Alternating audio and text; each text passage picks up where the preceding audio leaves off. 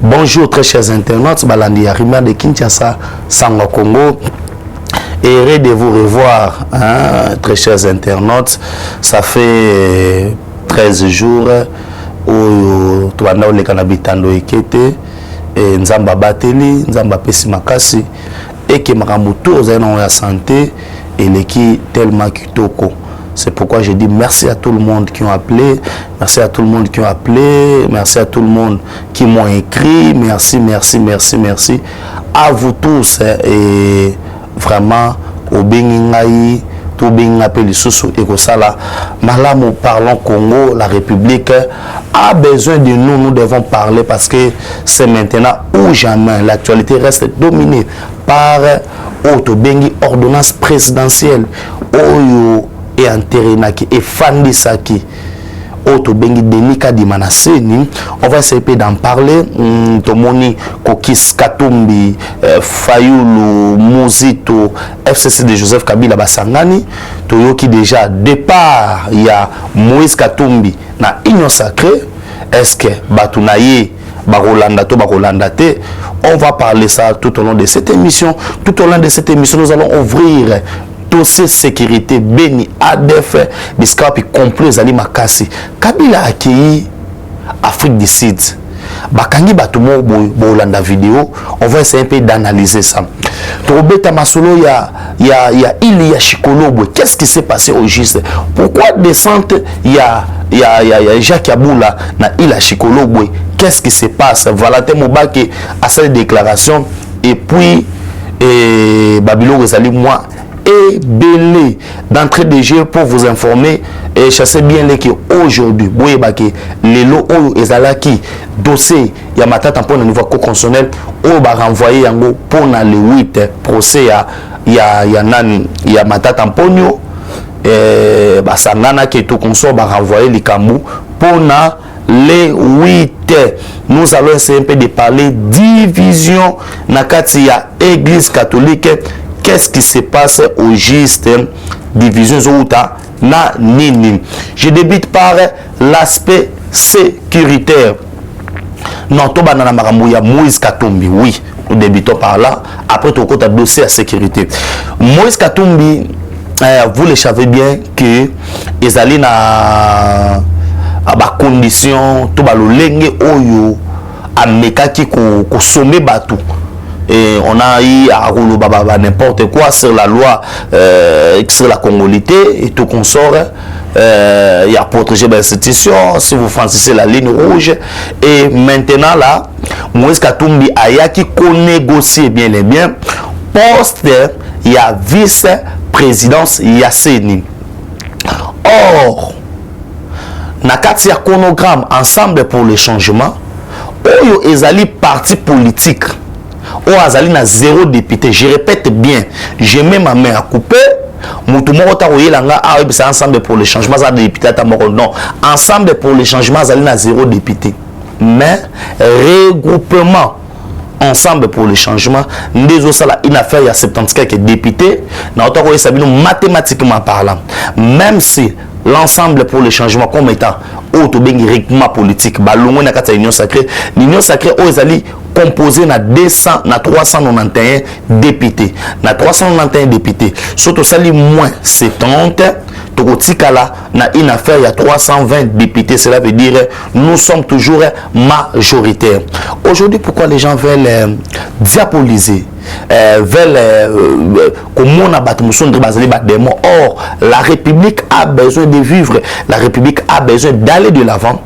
Et Mototo Bengi Moïse Katumbi, le peuple congolais maintenant bazo mona na mutu nini oyo bakaki kokende koloba kosala boye aujourd'hui là bambula eleki bata eleki na Congo ceux qui mutu akomi na pouvoir pour organiser des élections ils aura problème. Mais voilà maintenant avec moi na mboka Félix Antoine Tshisekedi Tshilombo, le président de la République, tout le monde qui volonté il y a organiser des élections na ta autobi na délai autobi constitutionnel et les gens oh, c'est pourquoi j'avais dit que non, il y a certains chefs religieux au Bazar qui corrompus par des billets de banque il y a Moïse Katumbi. Oui, parce qu'aujourd'hui, nous voyons comment et combien Batouana, Babimba Yolela. Les gens commencent à faire des déclarations. Mais j'ai aimé le col à l'homme union sacrée. Je pense qu'ensemble pour le changement, et qu'on panzana. Regroupement et qu'on panzana. Parce que dans le moment où nous avons ba ministre, Babima Moua Itali Bangote. Ba député, belé ensemble, Babi, Akeka Yemoko. Cela veut dire, t'as la échec. Yamba le baka babundi saka moi dans Zambété. Que 10 000 tombent à gauche dans le baka, que 20 000 tombent à droite, Fatih ne sera pas atteint. Yangoto Omona. La victoire est certaine. La victoire, l'élévation vient de l'Orient, de l'Occident, vient de dire. Tant que nous avons pour nier, quel que soit ma quitte, nous avons sala. Conséquence na ngo yangoyo. Ah Moïse Katumbi, à l'homme na union sacrée. Oui, c'est ça qu'on demande. Parce que quelqu'un ne peut pas causer la autobengi membre. Il y a et locaux et puis ce qu'on a la socio mouton combattre non ils ont sensé maintenant à ce que tu bunda bien et je vous assure que non l'union sacrée la majorité nous les maintenons toujours c'est pour vous dire que non le pays maintenant à ce qu'on a pour ça nous va prêter ma arme na bango to kendi na ba élection Batou ya ensemble pour le changement. Il y a Katumbi, bomoni na ba réseaux sociaux, bomoni vidéo mozo circuler, to photo mozo circuler. Bakamati polo ka di malataki, bache et longete tseke di nakati, c'est faux et archi faux. Au monde na kati sa vidéo bato a besoin photo, on monde non to la sabino vraie photo originale, mais to la sabino na o ezali montage. Cela veut dire c'est ce qu'on avait besoin. Naibisa kabino awa maloba nanganga na sabino ke Katumbi Fayulu Muzito FCC Joseph Kabila Bazali et Loko Moko. Je vous assure Bazali bloc Moko et awa bazo bundana nani yango bakotia comme état candidat commun. Chose kozala un peu difficile parce que to beta masolo ya réunion lobi kingakati.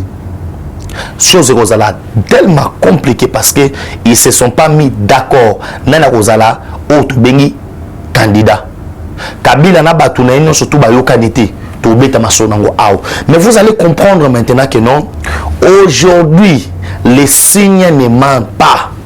Vous voyez comment ces gens basanganaki bakende kokutana na auto bengi Jean-Pierre Lacroix oyo ya Monisco. On va essayer un peu de lire pièce contre pièce.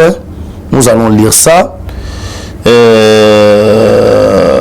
Après avoir rencontré Chadari, Obé Minakou, ainsi que Martin Fayoulou au siège de la Monisco, Jean-Pierre Lacroix dit que la Monisco rappelle à tout le monde que nous ne sommes ici pas pour imposer la ligne de conduite aux institutions d'un pays indépendant et surtout qu'en 2016, le gouvernement congolais, via le président sortant, avait demandé aux Nations Unies de nous interdire toute ingérence dans les affaires d'un pays qui est souverain.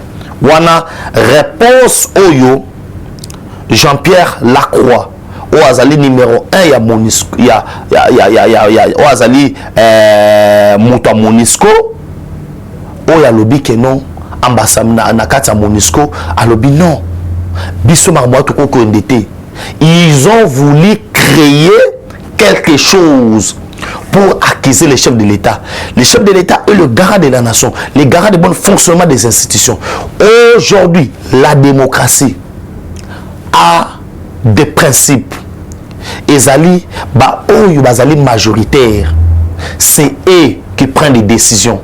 Et la question où est là qui présidence, il y a Seni, je pense sur les 8 confessions religieuses, 6 ont été majoritaires et les chefs de l'État ne pouvaient pas s'écarter. Dans le principe fondamental, il y a la démocratie qui consiste à ceux qui sont majoritaires, on va s'imposer. C'est pourquoi Jean-Pierre Lacroix leur a rappelé en 2016, Kabila avait dit que non, la Monisco ne peut pas s'ingérer dans les histoires où Tobengi, il y a peuple congolais. Je sais que la majorité de cette délégation ici, avec vous, était aux affaires alors nous pouvons jouer notre rôle de médiation, mais pas le rôle d'ingérence dans les affaires d'un pays. Bato basale qu'on a Raymond Ramazani Chadari, Obeminaku et Martin Fayoulou. Wana Moïse Katumbi atindaki bango bakeni na MONUSCO parce que bon ça la bloque. Mais les oka musanga lelo valate mubaki azoloba. Valate mubaki azoloba lelo. Mubaki akenda et pas Kabila pour Kabila a nommé premier ministre et Kabila a bêté Kindobika pour a nommé Bruno Tshibala. Nous savons l'histoire. Est-ce que Batoulola va Mubaki lelo bazali exemple au recours ça. La diplomatie, la communauté internationale, il est là pour observer. La République démocratique du Congo est prête à organiser ses élections avec ses propres moyens. L'IDPS au pouvoir, on organisera les meilleures élections au Tozokine. L'IDPS au pouvoir, il n'y aura pas de l'opposition. Aujourd'hui, battre comme il là. Coup de chapeau, et n'a pas que non, c'est Awande fin. Il y a carrière politique. Batambola qui n'a mis canal à l'ambassade. Fati veut écarter les candidats. Fati veut faire ceci. Oui, on voulait faire ceci, on voulait faire cela. Tout ça des mensonges. Maintenant, la communauté internationale a montré que non, la vérité est en yo. Allons aux élections. Apprêtez vos armes. Tokende na ba élection libre, démocratique et transparente. Division au sein de l'Église catholique. Je lis les propos de cardinal Fridolin Ambongo. Nous ne pouvons pas nous taire devant les responsabilités de certains d'entre nous qui mettent en péril la destinée de l'humanité en général et celle de tout un peuple en particulier. Là, Ezali Malobaya Fridolin Ambongo. Mais j'ai aimé parce que ils appellent à Motoyo a dit non. On doit les répondre. Otobengi Azali quoi évêque ya Butembo na Beni Monseigneur Sikulu Paluku Messisedek a fait une adresse claire des circonstances ce dimanche en pleine quitte tenant dans la logique de sa démarche à l'Obiboui. Je ne prends pas acte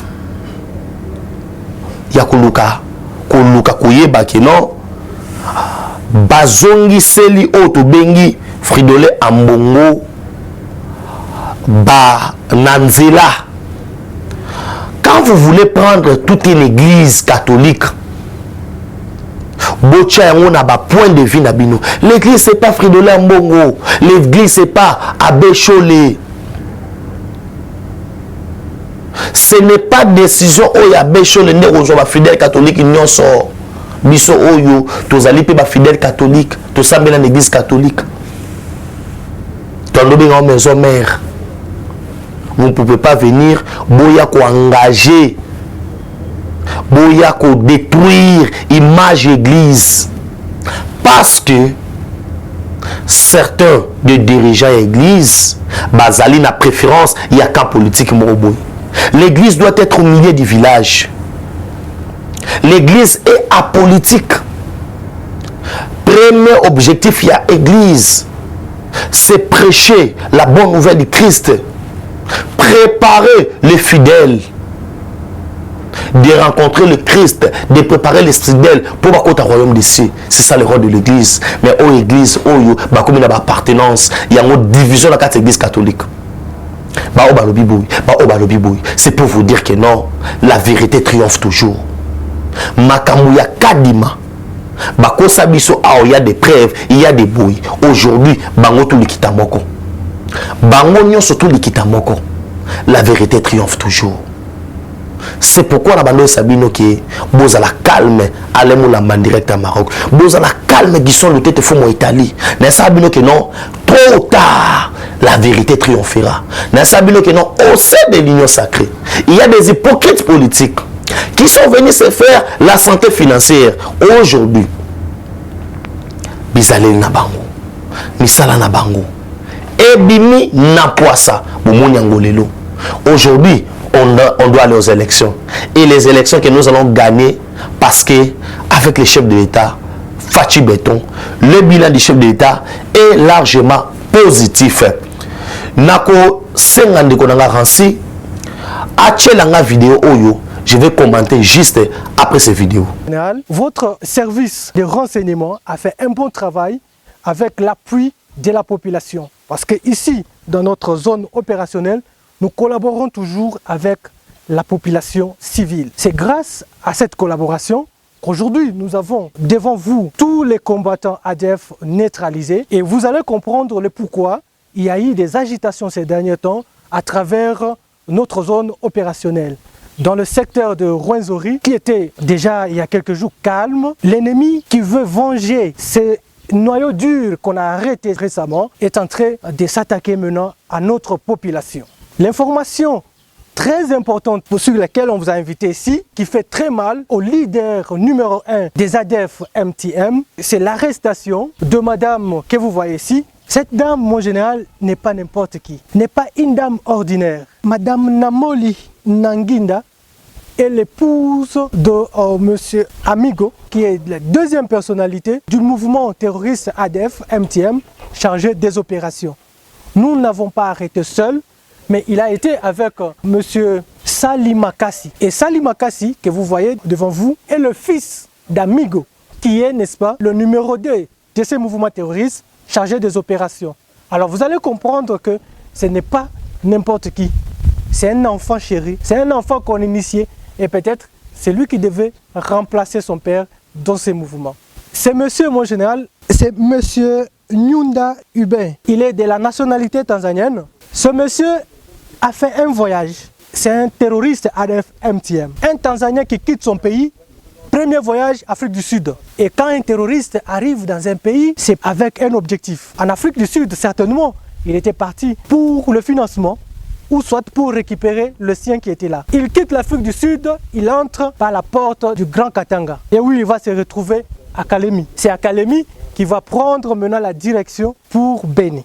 Il a été arrêté par vos services de renseignement. Il est en train d'être exploité et dans les jours à venir, il sera devant la justice pour nous dire exactement pourquoi il est ici et pourquoi il a été arrêté dans le rang des ADF. Et je profite pour vous dire que son passeport est là. Ce ne sont pas des choses inventées, ce sont des choses réelles. Et quand nous disons, c'est avec de preuves. Son passeport est là, c'est un passeport tanzanien.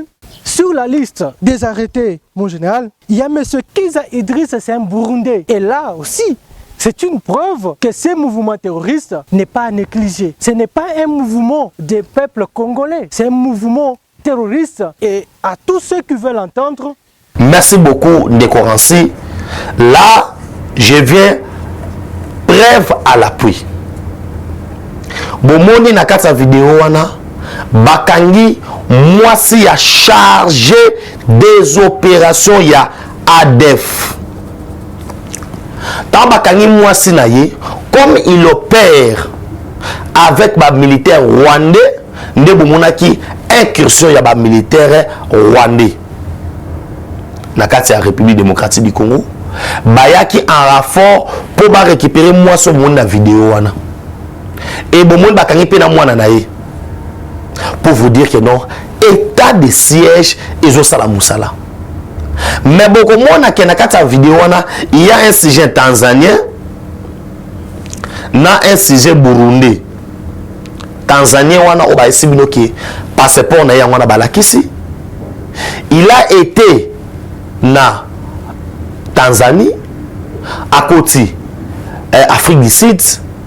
Tout le monde Joseph Kabila qui est en Afrique du Sud, très cher Congolais. Tout le monde bateau nous sommes au sala beba au sala par bon état de siège parce que état de siège t'as là ba côté positif nango les vidéos bozo mona wana naza mingi ya olobate. Les gens voulaient que état de siège et longwa ba requitter tala ndenge ba rebelle azo préparer mwana nae. Talande ba okanga Burundi. Là, pas de commentaires. Parce que les gens ont voulu déstabiliser les pouvoirs du chef de l'État. Il y a un complot qui s'était préparé. Et ce complot-là, gloire à Dieu, grâce na vigilance ya ba FRDC na biso yango na osenga na bino mama lumière tumba sarambuyi na osenga na bino avant là la sarambuyi tout sambela pour na ba FRDC na biso nos militaires qui sont au front ya ni motema papa Ben tout sambela ka makasi to implora que pas Nzambe la miséricorde dans Nzambe pour na Congo. Congolais et Congolaises. L'air est grave. Les problèmes que nous subissons, c'est même la spiritualité. Il se préparait pour déstabiliser Congo.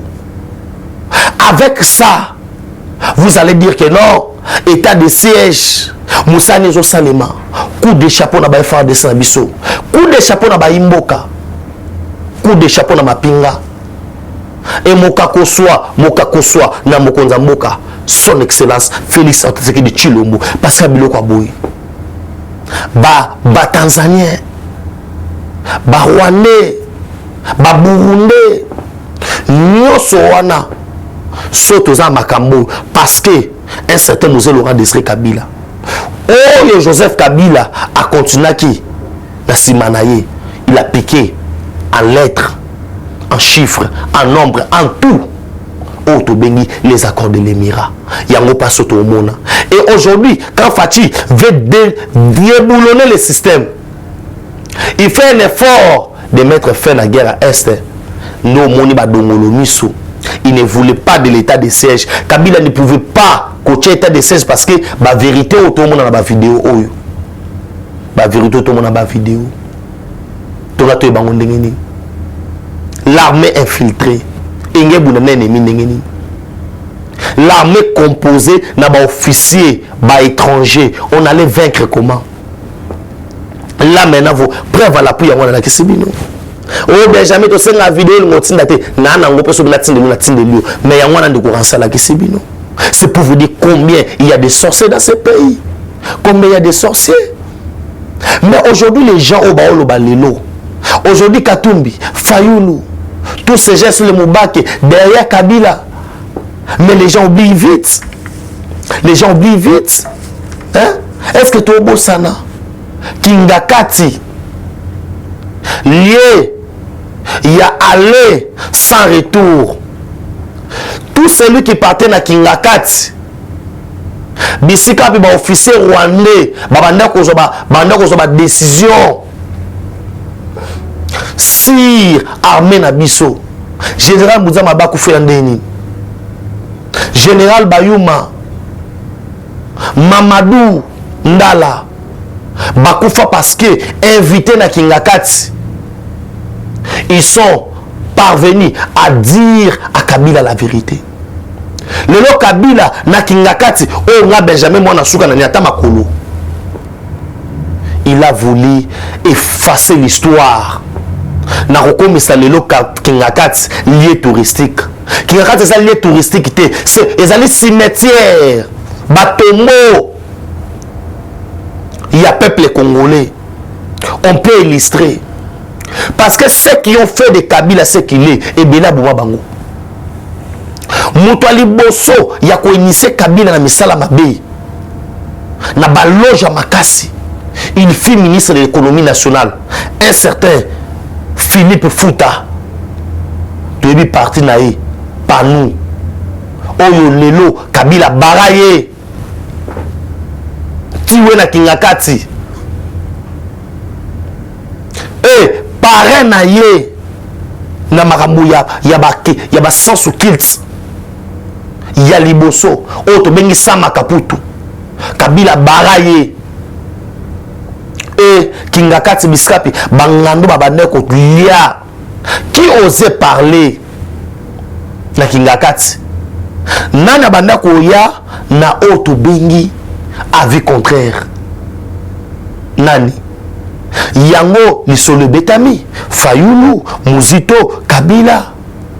Na ba proche à Kabila, ils étaient en vidéoconférence. Na Kabila na batne na Kingakati. Kabila dit que non, à Kocha paquet na messa. baluka basala ndenge nyonso tout pour bazongisa na pouvoir. Dans les cas contraires, je sais au mia bango nyonso tout. Awa nazo biso awa Rémi Kabwana qui a des poissons. Parce que Mouzito ne peut pas dire le mabé à Kabila. Kabila a des dossiers à Mouzito. Kabila a des dossiers à Katumbi. Katumbi a des dossiers à Kabila. Bateka Iranium. Yango Katumbi na ba mercenaires russes. Oyo baki dans la ville ya Lubumbashi. Nde omoni ba anticipa ki epa ya Jacques Yaboula, gouverneur. Pour acquitter les Américains, ba sécuriser sous site oyo Iranium et Bimaka, il y a Ila Chikolobu. C'est pas pour yo monaki Jacques Yaboula acquitté. Il y a Chikolobu bisika au Kabila te ki Iranium na Katumbi. Ba te ke liango ba iranien. Oyo zoyo kakeno kuna Iran azo menacé, Chine azo menacé na complicité ba chinois. Yango moni na régime Fachi, ba chinois baza mal à l'aise. Pour tous un partenariat privilégié n'ab américain. C'est pourquoi il fallait renforcer sécurité tout autour. Il y a Mina Chekolobo, Biska Iranium et Bimara. Iranium Oyo et ça la bombe à Hiroshima et Utah Congo. Voilà comment nos politiciens, tout le monde réfléchissait. Nasimanango, Katumba Mwankepe, Baeko Boumaï. Wapikaka na Kingakati.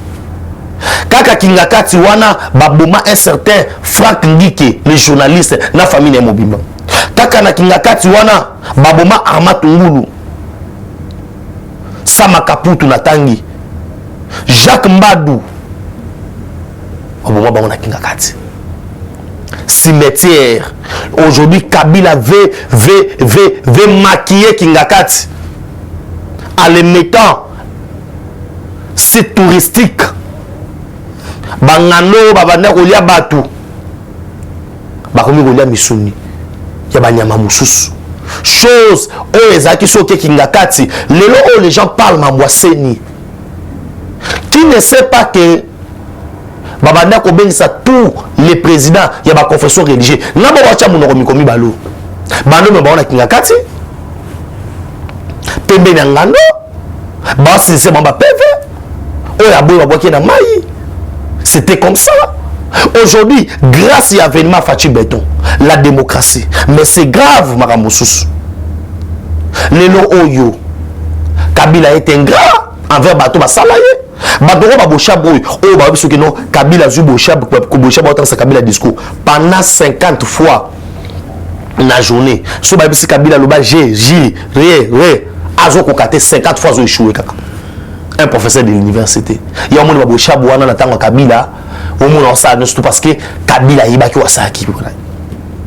Mais aujourd'hui, grâce à Fachi,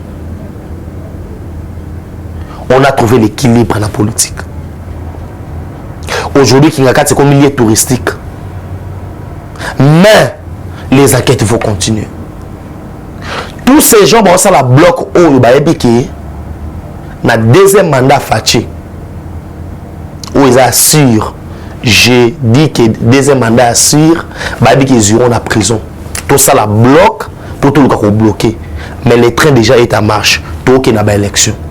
C'est pour vous dire, bah tout basé le komoko. Na comme na souke émission moko na lelo, so bo c'est là qui une émission, bo partager yango, bo aimer yango.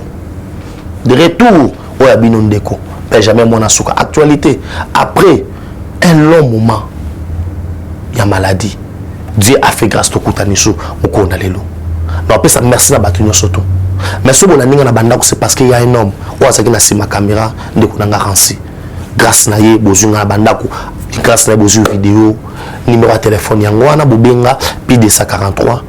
9 70 40 89 57 plus de 143 9 70 40 89 57 soit beaucoup meninga na Facebook Benjamin Mwanasuka et soit au looking la na TikTok Benjamin Mwanasuka na W et comme ça la biso malamu pour na bato basana besoin ya tracteur programme bilanga maramongo sa mandengeni le numéro na pesi wana yango wana soko za na Kinshasa contacter biso na 8e rue limité sur l'église ya ministère Amen ya pasteur Mutombo lupango elandi wana oye wana na entreprise Salisamboka na yo tokutana wana biskapi tobeta masolo tokorienter oza pe na poso somba lupango na RDC o ba siko kanga mongo na tinda mongo boy kota contact na numéro na pesio wana et na sima nango toyeba ndenge ni tosombelo lupango totilo mikana o ba botolanga lupango dossier za boy na boy appelez, nous allons essayer un peu de faire quelque chose parce que l'état de droit est en marche.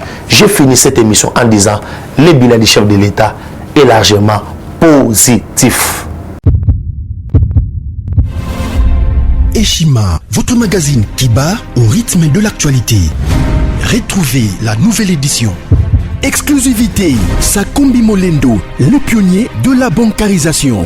Le ministre des Affaires foncières a signé le 3 juin 2021 avec son collègue des Finances l'arrêté interministériel portant bancarisation des opérations foncières et immobilières supérieures ou égales à 10 000 $ américains. Une première en RDC concrétisée par celui qui fait figure de porte-étendard de la numérisation et de la sécurisation des titres fonciers. Aimé Sakombi Molendo est de plein pied dans la matérialisation de sa politique qui suit la vision du chef de l'État, Félix Antoine Tshisekedi, celle de faire du numérique un levier d'intégration, de croissance économique et de progrès social. Nation, gouvernement des Warriors, bilan de gestion des 100 premiers jours du gouvernement Samalou Kondé. SONAS, le DG Lucien Boniemé Ekofo présente un bilan largement positif pour les grandes réalisations du premier semestre 2021. À lire également l'interview de Seth Kikouni portée sur les questions d'actualité.